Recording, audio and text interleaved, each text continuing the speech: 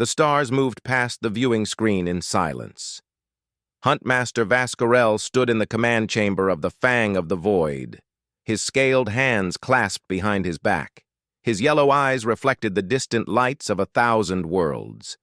Behind him, 3 other Krell warriors waited for his decision. "Show me again," Vascarel said. The communications officer touched a control panel. Static filled the room, then voices. Human voices. They spoke in their strange, soft language. The words meant nothing to Vascarel, but the translation computer worked quickly. New Terra colony ship, day 412, population holding steady at 50,000. Food supplies good, no problems to report. Vascarel's mouth opened slightly, showing rows of sharp teeth. A smile in the way of his people. The Krell had hunted across the stars for 3,000 years. They had tracked prey on ice worlds and desert planets. They had tested themselves against warriors from 47 different species. Each hunt brought honor. Each kill proved their strength. Now, a new species appeared. Humans. "What do we know about them?" Vascarel asked. The science officer stepped forward. She was smaller than Vascarel, but still 7 feet tall. Her armored scales were dark green, marked with scars from past hunts. "They are weak," she said simply. 2 arms, 2 legs, no natural weapons, no claws, no venom. Their skin tears easily. They are slow. A Krell warrior runs twice their speed. "Weapons?" Vascarel asked. "Primitive. They use projectile weapons. Metal bullets pushed by chemical explosions. Some laser weapons, but simple ones. Most prey species develop energy shields before they travel to other stars. These humans did not." Another warrior laughed. His name was Drekthar, young and eager for his first major hunt. "They sound like children playing at war," the science officer continued. "They come from a world they call Earth. Gravity similar to our homeworld. They breathe oxygen. They need water, standard biology, nothing unusual." Vascarel walked to the star map. A small blue dot marked the human colony ship's path. It moved toward a planet on the edge of known space. The humans called it New Terra, a frontier world. Perfect. "How many ships do they have?" Vascarel asked. "In this area? Only the colony ship. Their main worlds are far away. If we move now, no help will arrive for months." Vascarel nodded slowly. This was good news. The hunt required isolation. Prey needed to feel alone. Fear made them weak. Desperation made them stupid. "I want to see their cultural data," Vascarel said. The communications officer looked confused. "Huntmaster, we have never studied prey culture before." "Humor me," Vascarel said. Files appeared on the screen. The computer had collected human broadcasts, entertainment, news, stories. Vascarel watched images of humans in their cities. They looked so fragile. Their children were tiny, helpless things. Their old were weak and slow. But there were other images, too. Stories, myths, tales of human warriors from their past. Men with spears hunting enormous beasts. Women defending their families against impossible odds. Soldiers fighting for days without rest. "These are just stories," the science officer said. "All species tell stories about being brave. It means nothing." Vascarel watched a human story about ancient hunters. They chased animals called deer for days and days until the deer collapsed from exhaustion. The humans called it persistence hunting. "Interesting," Vascarel said quietly. "Huntmaster?"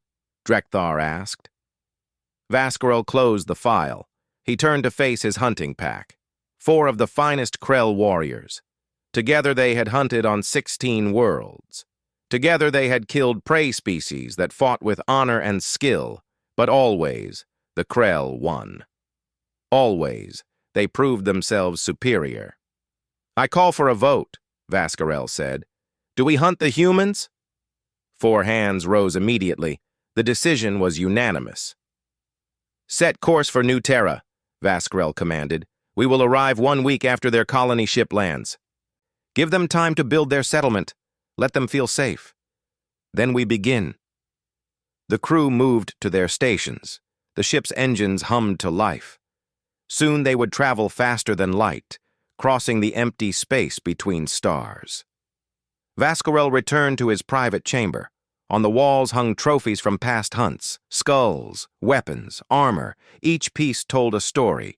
Each represented a worthy opponent who died with honor. He had one wall left empty, space for new trophies. The huntmaster sat in meditation position on the floor. This was tradition. Before each hunt, a warrior must prepare their mind. They must remember the old ways. They must show respect for the prey, even while planning to kill them. Vascarel thought about the human stories, the persistence hunters, the desperate soldiers, the protective parents. Just myths, he told himself. All prey species had similar stories. It meant nothing. But somewhere deep in his mind, a small voice whispered a warning. Vascarel ignored it. He had hunted for 30 years. He had faced opponents with energy weapons, with powered armor, with tactical genius. He had won every time. These soft, slow humans would be no different. The fang of the void jumped into faster-than-light travel. Behind it, the stars blurred into lines of light. Ahead, New Terra waited.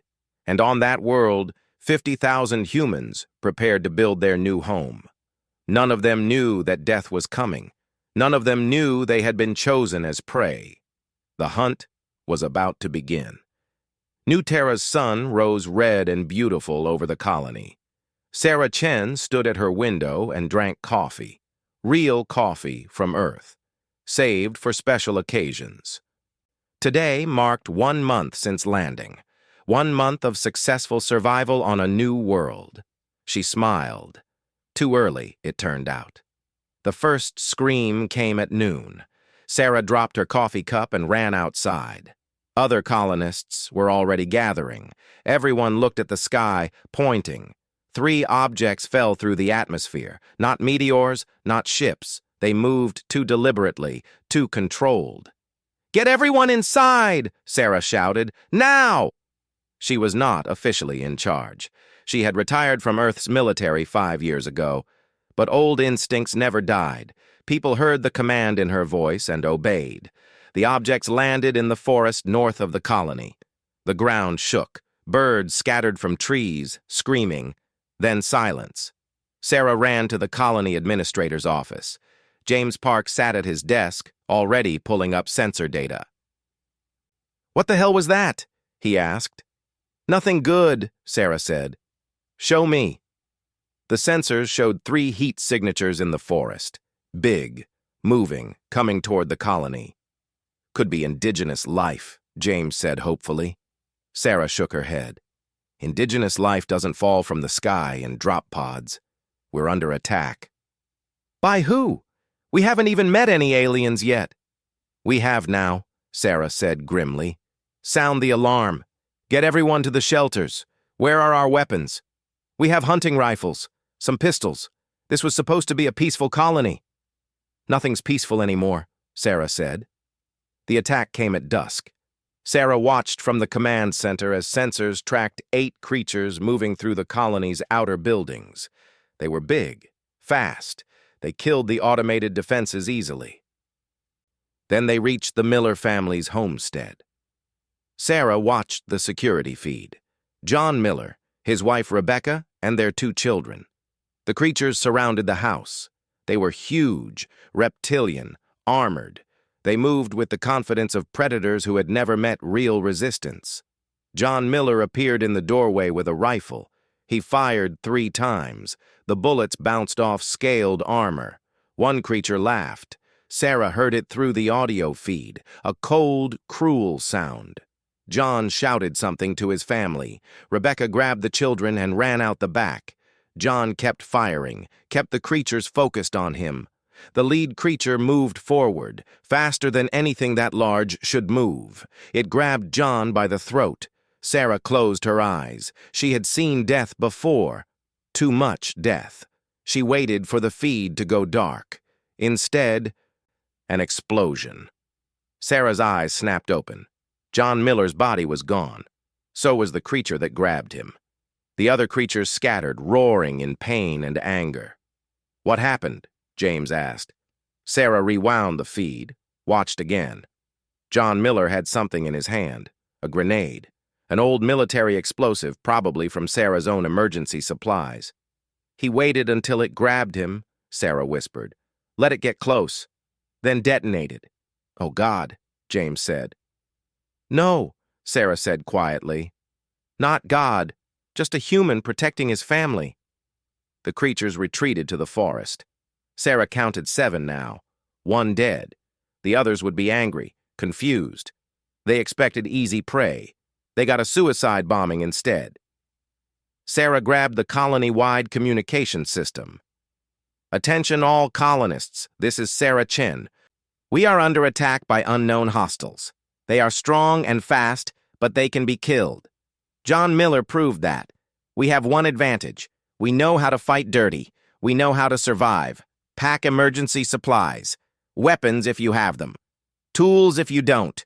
Get to the underground shelters. Move now." 50,000 people moved as one. No panic, no chaos. Humans had survived ice ages and plagues and wars. They knew how to face extinction. Sarah assembled a defense team, 30 volunteers. Most had military experience like her. Some were just brave. She gave them simple instructions. "These things hunt like predators. They expect fear. We give them war instead. Set traps. Use the terrain. Make them pay for every meter." Over the next 2 days, the creatures attacked 4 more times. Each time, colonists died. But each time, so did the creatures. A pitfall trap lined with sharpened steel killed 1. A homemade explosive hidden in a food storage building killed another. A sniper with a hunting rifle killed a 3rd by shooting it through the eye slit in its armor. 5 creatures left now. Sarah barely slept. When she did, she dreamed of Earth. She had fought in 3 wars there, seen humanity at its worst and best. She remembered a general telling her once, "We don't win because we're strong. We win because we refuse to lose."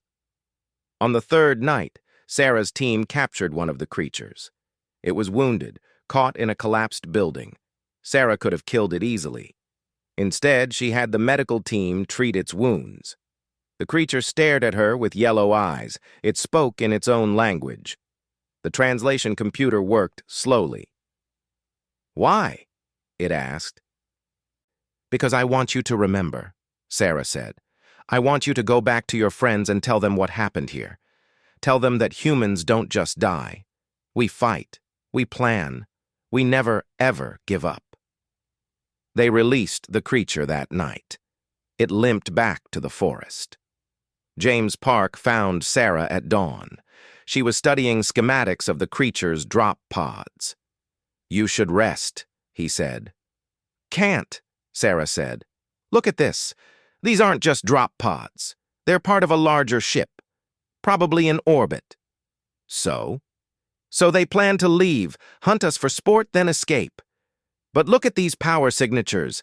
I think we can sabotage them." "How?" Sarah smiled. It was not a nice smile. "I have some volunteers, engineers who know explosives. We send them tonight. They climb up the boarding cables when the creatures aren't watching. Plant charges on the ship's engines." "That's insane. It's suicide." "Maybe," Sarah said. "But John Miller taught us something. Sometimes suicide is the smart play. Sometimes you take the enemy with you." The mission succeeded. The creature's ship was crippled. Sarah watched the explosion from the colony. Beautiful and terrible.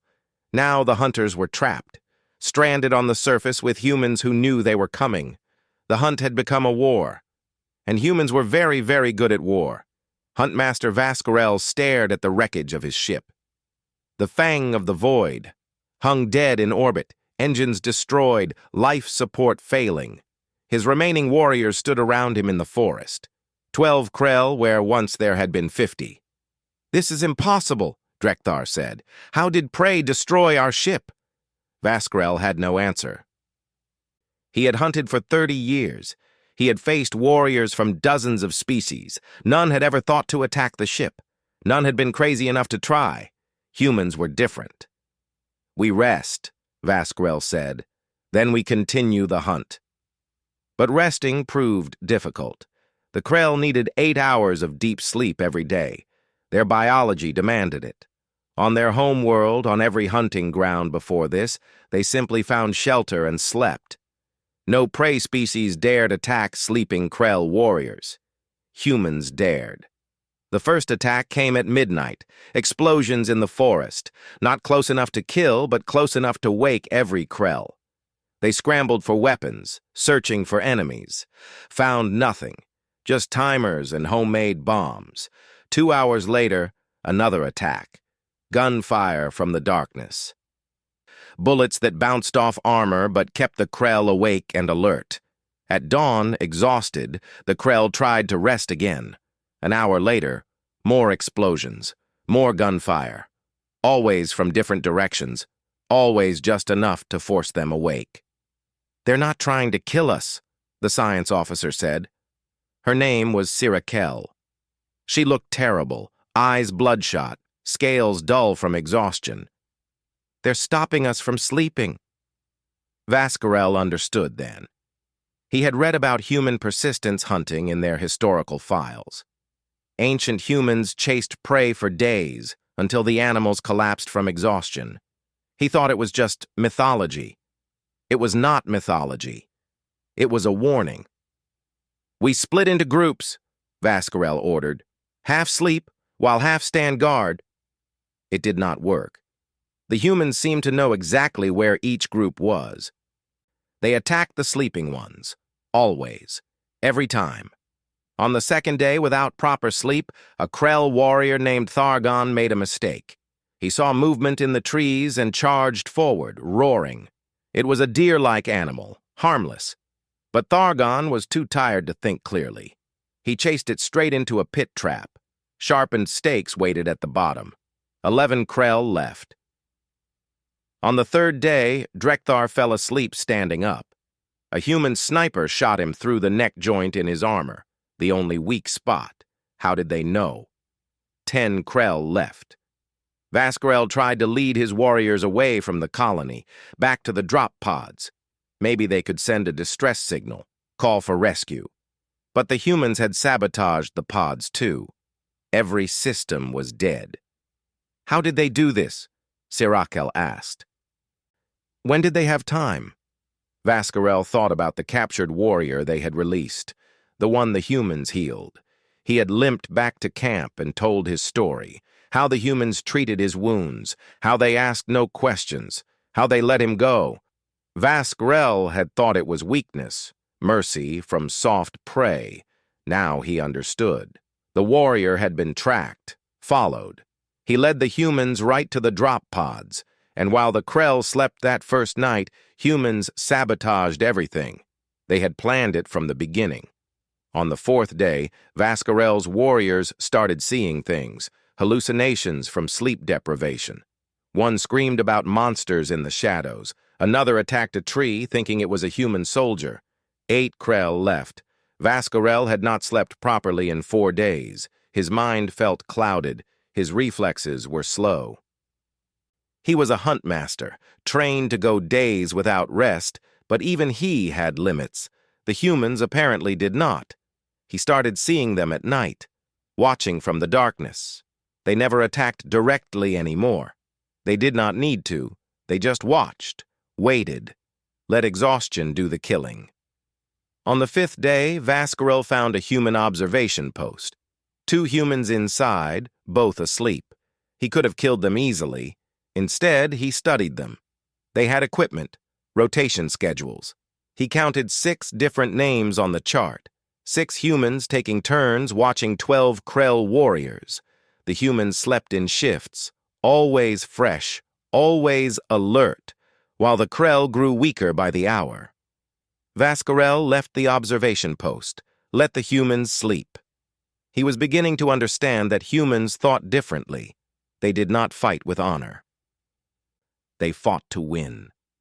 On the 6th day, a human approached under a white flag. She was middle-aged with gray in her hair. She wore simple clothes but carried herself like a warrior.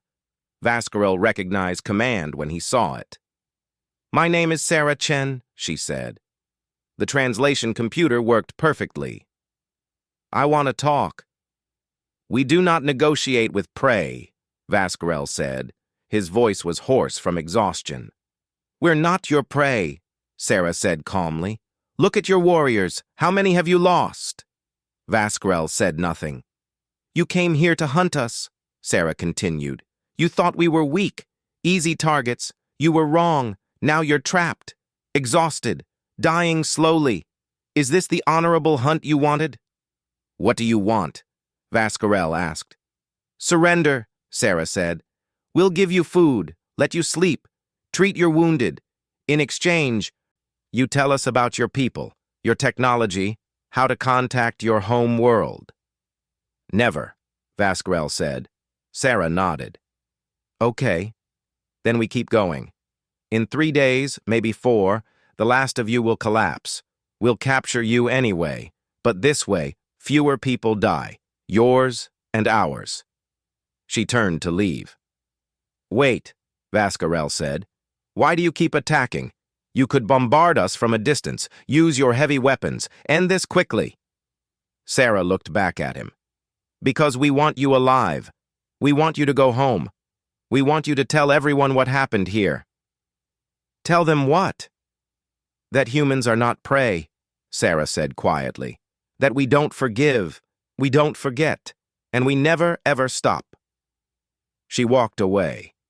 Vascarel stood alone in the forest.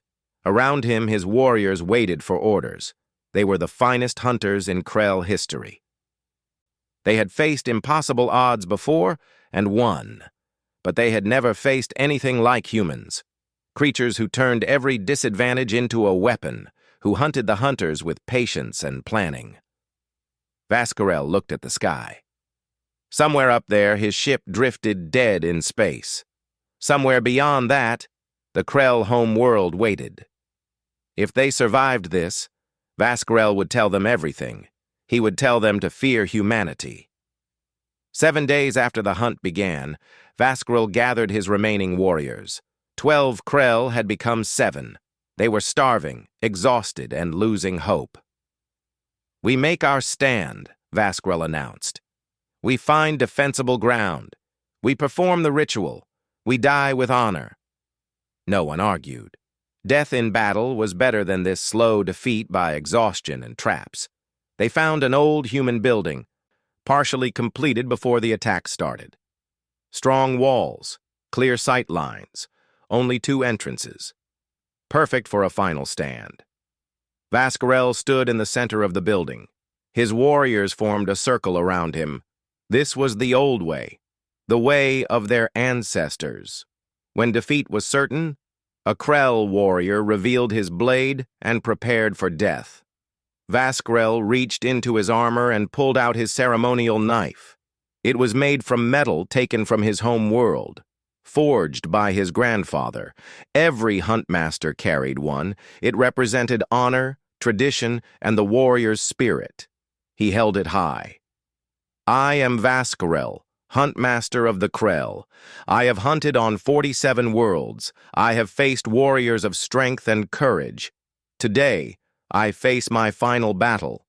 May my death bring honor to my ancestors." The other warriors pulled out their knives. They spoke similar words. They accepted death. Then they waited for the humans to attack. But the attack did not come. Instead, a broadcast. Sarah Chen's voice filled the air, coming from a speaker drone hovering outside the building. "Huntmaster Vascarel, I know you can hear me. Don't bother shooting the drone. I have 100 more." Vascarel said nothing. "I'm going to tell you a story," Sarah continued. "When I was young, I fought in a war on Earth. My country was invaded. We were outnumbered 10 to 1. Everyone said we should surrender, save lives, accept defeat with dignity. Vascarel listened despite himself. "We didn't surrender," Sarah said. "We fought, not because we thought we could win, but because we refused to lose. Do you understand the difference?" "No," Vascarel said to the empty air. "Winning means defeating your enemy," Sarah explained. "Refusing to lose means making victory so costly that your enemy gives up. We made every street a battlefield, every building a fortress. We didn't have your strength or technology, but we had time, patience, and the absolute certainty that we would make them pay for every meter." "What happened?" Vascarel asked. "They left," Sarah said simply. "Not because we beat them, because continuing wasn't worth the cost." Vascarel understood. The humans were offering him the same choice. "I have more to tell you," Sarah said. "Look at your sky. What do you see?" Vascarel looked up through a gap in the roof. "Stars, nothing else." "Your rescue fleet will be here in 6 hours," Sarah said. "We detected them 2 days ago, 15 ships. More than enough to destroy this colony from orbit." Vascarel's hearts beat faster. Rescue. His people were coming. "But here's what else is happening," Sarah continued. "While you were hunting us, we were working. My engineers have been studying your technology, your communication systems, your language. We sent messages to the galaxy, every species we could find. We told them what you did here, how you came to hunt civilians without warning, without mercy." Vascarel felt cold. "We documented everything," Sarah said. "Every attack, every death. John Miller sacrificing himself for his family. The children you terrified. The homes you destroyed. The galaxy is watching now. What do you think they see? Honorable hunters or predators who attack the weak?" "You lie," Vascarel said. A screen activated on the wall. It showed a news broadcast. Not human. Some other alien species. They were discussing the Krell attack. The translation scrolled across the bottom. Words like atrocity and war crime appeared. "Your people are about to make a choice," Sarah said. "They can rescue you and destroy us. But then they become monsters in the eyes of the galaxy. Every species will fear them, hate them. Or they can withdraw. Leave you stranded as punishment. Show the galaxy that even the Krell have honor." "That's not all," Sarah continued. Her voice grew harder. "We also prepared insurance. While you were hunting us, we were hunting you. Not just here. Everywhere." The screen changed. It showed Krell cities, markets, public spaces, and in each image, a small red mark appeared, highlighting a single individual in the crowd. "Those red marks are human agents," Sarah said. "We inserted them into your society weeks ago. Spies, saboteurs, volunteers who knew they might never come home. They're everywhere now, in your cities, on your ships, close to your leaders." "Impossible," Sirakel whispered. "Is it?" Sarah asked. "You studied us. You learned we have no natural weapons. We're slow, weak. But you missed something important. We're the same basic shape as dozens of other species. With the right makeup, the right technology, a human can pass as almost anything. We've been doing it to each other for thousands of years." The screen showed a Krell marketplace, a vendor selling food. The image zoomed in on the vendor's assistant. Then the assistant's face changed. The scales dissolved, revealing human features underneath. A disguise, a perfect disguise. "If your fleet destroys this colony," Sarah said, "those agents activate. They have instructions, targets. They won't win a war. But they'll make your people afraid. They'll make every stranger a potential threat. They'll make you understand how we felt when you hunted our children." Vascarel stood in silence. His knife felt heavy in his hand. This was supposed to be a simple hunt. Prey and predator, honor and death. Instead, it became something else entirely. A game of strategy, psychology, long-term planning. "You're bluffing," Vascarel said. "Maybe," Sarah admitted. "But you're a hunter. You understand risk and reward. Is destroying one human colony worth the possibility that I'm telling the truth? Is it worth becoming outcasts in the galaxy? Is it worth living in fear of human revenge for generations? Vascarel looked at his warriors. They looked back at him, waiting for orders. They were ready to die with honor. But was honor worth the cost? I need to contact my fleet, Vascarel said finally. Go ahead, Sarah said. We'll wait. Vascarel activated his emergency communicator. The fleet commander's face appeared on the screen. Her name was Karash Tel, the finest naval commander in Krell history.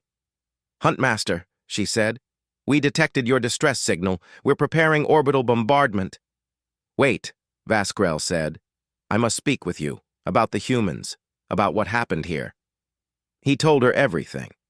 The failed hunt, the suicide attacks, the exhaustion tactics, the global broadcast, the hidden agents.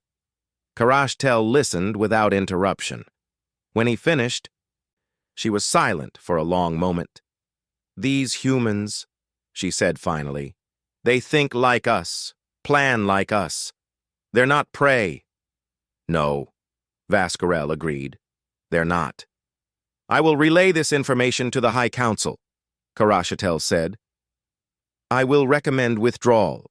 You were wrong to hunt them, Huntmaster. This was not an honorable action. The screen went dark. Vascarel looked at Sarah Chen through the drone's camera. We wait for the decision. We wait, Sarah agreed. The Krell High Council met in emergency session. 15 ships waited in orbit above New Terra. 7 exhausted warriors waited on the surface, and Sarah Chen waited in the colony command center, watching the sky. 6 hours passed. Then a message came through, not to the humans, to Vascarel. The Huntmaster listened to his people's decision. His face showed nothing, but his warriors saw his shoulders slump slightly. He activated the communication channel to Sarah Chen. The council has decided, he said. We withdraw. Sarah let out a breath she did not know she was holding. Smart choice. Do not mistake this for mercy, Vascarel said, or weakness. We withdraw because wisdom demands it, not because we fear you. I understand, Sarah said, and she did. Pride was important to predators. What happens now? I am ordered to the surface, Vascarel said. Alone, unarmed, to negotiate terms with you directly. The council wants to resolve this with minimal loss of honor. Acceptable, Sarah said. There's a clearing 1 kilometer north of your position. Meet me there at sunset. Vascarel arrived exactly at sunset. Sarah was already waiting. She brought 2 guards but told them to stay back. This conversation needed to happen between warriors. The Huntmaster approached slowly. Without his armor, he looked older, tired. Sarah realized this hunt had broken something in him. You won, Vascarel said simply. We survived, Sarah corrected. That's all we wanted. No, Vascarel said. You did more than survive. You planned. You adapted. You turned our hunt into your trap. He paused. John Miller, the one who destroyed himself and my warrior, was he a soldier? No, Sarah said. A farmer. He grew vegetables, made furniture for his children. He had never killed anything except crop pests. Vascarel absorbed this, and he still chose death to protect his family. Humans do that, Sarah said. When you threaten our families, we stop being civilized. We become something older. Something that survived ice ages and predators and extinction events. We become absolutely ruthless. I understand now, Vascarel said. Your species survived because you refused to die, no matter the cost. Yes, Sarah said. Now let's talk terms. What is your council offering? Technology transfer, Vascarel said. Medical equipment, manufacturing tools, everything from our ship that can be salvaged. Also, financial compensation. Enough to rebuild what we destroyed twice over. And, Sarah asked, and a promise. The Krell will not hunt humans again, ever. We will add your species to our sacred list of protected peoples." "Not good enough," Sarah said. Vascarel's eyes widened. "What more do you want? We are offering you honor, recognition." "I want you to tell everyone," Sarah said. "Every species in the galaxy. I want you to go to the Galactic Council, stand in front of everyone, and tell them exactly what happened here." "That would shame us," Vascarel said. "Good," Sarah said coldly. "You came here to hunt children. You killed people who never hurt you. You deserve shame." Vascarel stood silent for a long moment. "You are cruel." "No," Sarah said. "I'm practical. If other species know what happened, they won't try the same thing. Your shame saves lives, human lives and alien lives." "I will do it," Vascarel said finally. "But I have a question. The agents you mentioned, the ones hidden in our cities, are they real?" Sarah smiled slightly. "What do you think?" "I think you are capable of anything," Vascarel said. "I think human ruthlessness is matched only by human cleverness." "Good answer," Sarah said. She did not confirm or deny. "Let him wonder. Let all of them wonder." "May I ask one more thing?" Vascarel said. "Why did you heal my wounded warrior? Why let him go?" "Because we're not monsters," Sarah said. "We fight when we must. We kill when necessary. But we don't torture. We don't make things suffer. That's the difference between us and you. You hunt for honor. We fight for survival."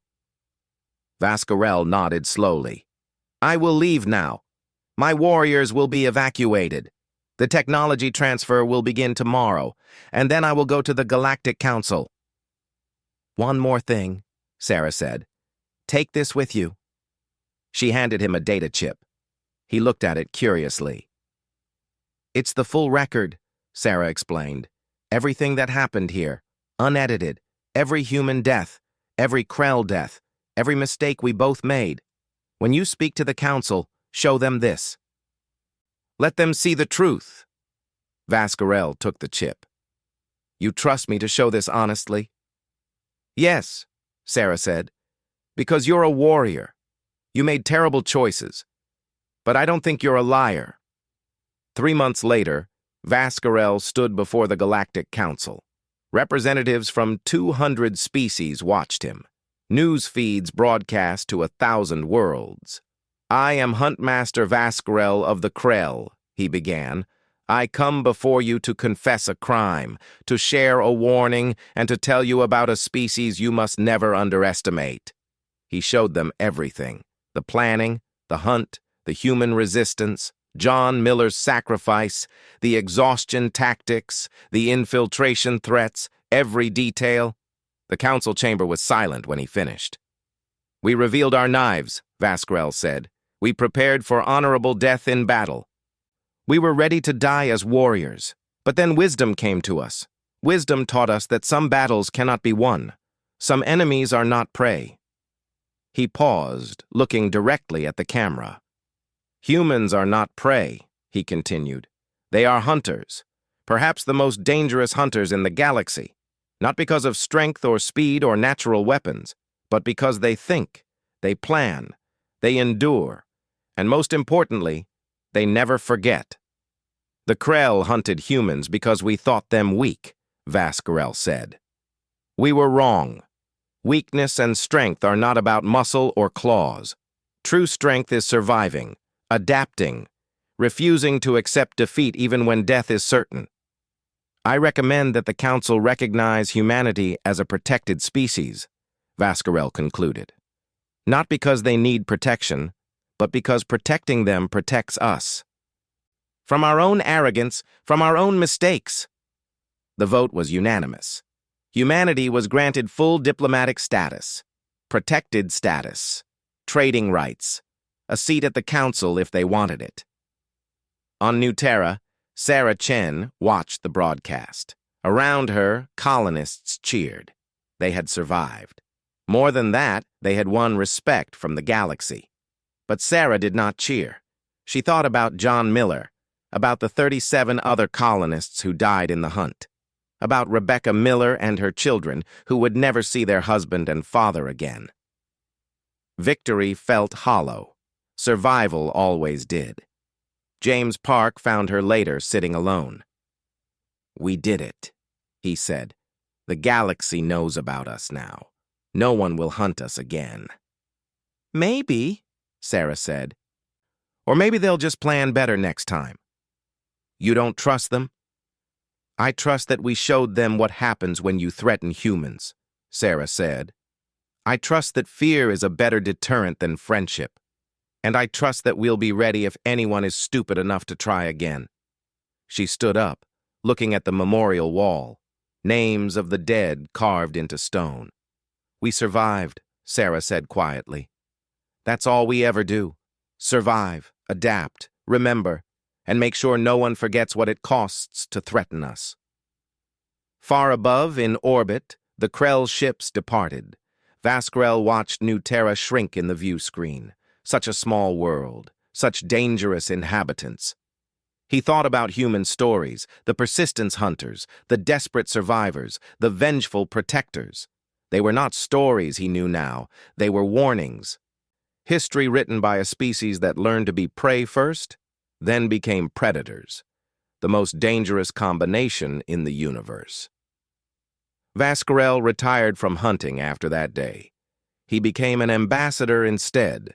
A voice of wisdom warning other species about underestimating new contacts. When young Krell warriors asked him about his greatest hunt, he always told the same story. About humans, about New Terra, about the day the hunters learned fear. And he always ended the same way. The most dangerous predator is the one who learned to be prey first and survived. Remember that, and never, ever hunt humans.